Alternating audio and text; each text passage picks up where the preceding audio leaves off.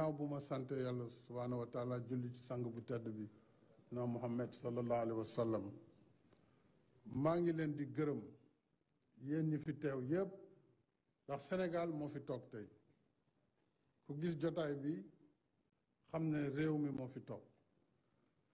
kilifa diine yi yónnee nañu wala ñu ngi toog kilifa l'islam kilifa jàngu bi muy église catholique di église protestante autorité coutumière patronat syndicat yi parti politique yi société civile banqaas bu nekk ci réew mi tey toog na fi ak ki ko fi toogal ak kuréelu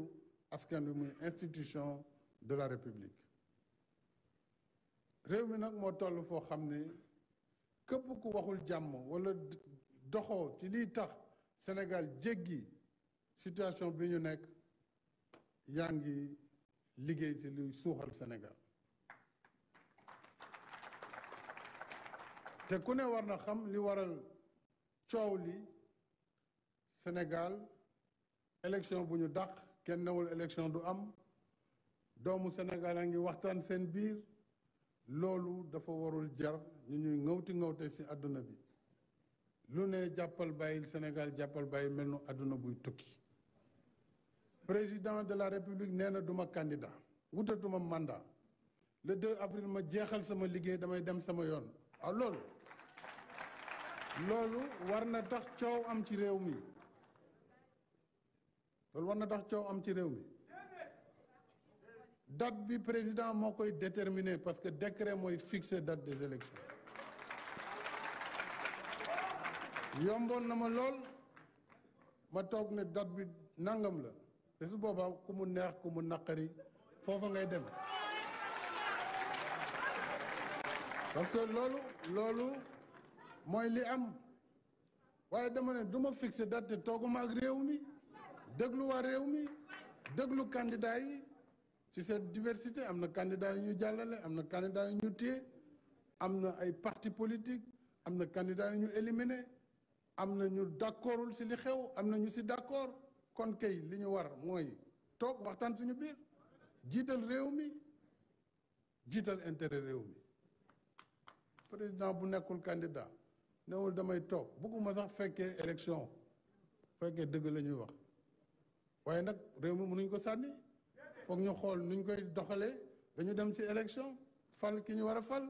ci anam yu leer yoo xam ne Sénégal day continuer jëm kanam loolu mooy li ñu fi indi loolu nag kuñ ci woo nga ne yow ñëwuloo mais loolu sa mbiru bopp la bu leen foog mu ne man ngeen ko def defuñu ko président de ku ne duma ñëw waxtaan ci sa bopp nga ko def président def na li mu war a def ku ko bëgg loolu lay def mooy waxtaan ak dialogue ku ko bëggul loolu lay def mooy waxtaan ak dialogue suñu dialogue ba pare nag jotaay bi li muy rëy amul dogal bi loolu tam dañ ko war a xam waaye dinañ ne président suñu gis-gis jàpp nañ ne lii mooy li gën ñeneen ne ñun lii la ñu jàpp ne mooy li gën su ko defee nag moom mu xool su taataane ba pare nag jël dogal bi muy jël su ko defee ñëpp jubluwaat ci liggéey dem ci élection yi ci jàmm ak salaam loolu mooy liy jig Sénégal loolu mooy li jàmmu Sénégal te wax naa ko waxaat ko junj naa ko junj nag doy na borom xel nañu dox jàmm bëggal réew mi jàmm loolu mooy njëriñu réew mi mooy njëriñu ëllëgu Sénégal kon yaakaar naa ne fii jàmm rek moo fi war a mën a génn ak waxtaan bu fekkee tey pare nañu ëllëg am ngeen journée lëmm su laajee sax ñu yokk ko ngeen yokk ko ñëpp rek wax ñu déglu ñëpp déglu seeni argument su pare ñu taataan jël synthèse yi jébbal ko président de la république mu doog a mën a jël décret bi fixé date bi ne bés nangam la li ci des nag la ñuy def après le 2 man dinaa saisir conseil constitutionnel xamal ko sama xalaat wax ko it mu wax ci loolu ndax ci njëlbeen ga ñoom ñooy mujje kàddu googu waaye assises yi am nañ ci wàll mën nañ ci waxtaan ndax yéenay réew mi te réew mi moo nekk ci kaw constitution moo nekk ci kaw élection moo nekk ci kaw lépp